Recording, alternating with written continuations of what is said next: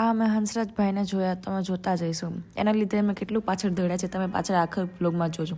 તો hello guys, કેમ છો બધા? મજામાં. અમે પહોંચી ગયા હતા સોમનાથ આ ભવ્ય આયોજનમાં. 1000 વર્ષની આ અટૂટ આસ્થા, સંસ્કૃતિ અને એવો સરસ લાવો અને સોમનાથમાં પણ તો કેટલી સારી વાત કહેવાય. અને અમે ત્યાં ડ્રોન શો જોયા.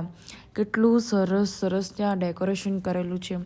તમે ગયા હતા કે નહીં એ જરૂર કોમેન્ટમાં જણાવજો.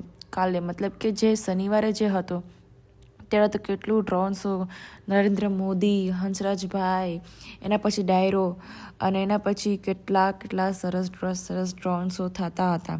તમે જોયા કે નહીં એ જરૂર જણાવજો. ત્યાં ફટાકડા ફૂટતા હતા કેટલા સરસ રીતે, તમે જોઈ જ શકો છો. ત્યારબાદ અમે ત્યાં મોદીજી જતા હતા તે ત્યાં પછી જોયા, દૂરથી જ જોયા અમે તો.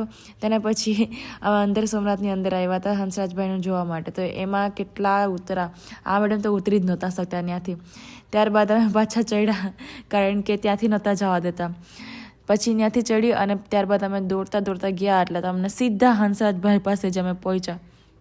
તો બાજુમાંથી મેં સાંભળ્યો તો ને એને પણ હા વિડીયો લઈ લીધો. તેના પછી આ મેડમ અમને મળી ગયા કે લે તને હું ફૂલ આપું.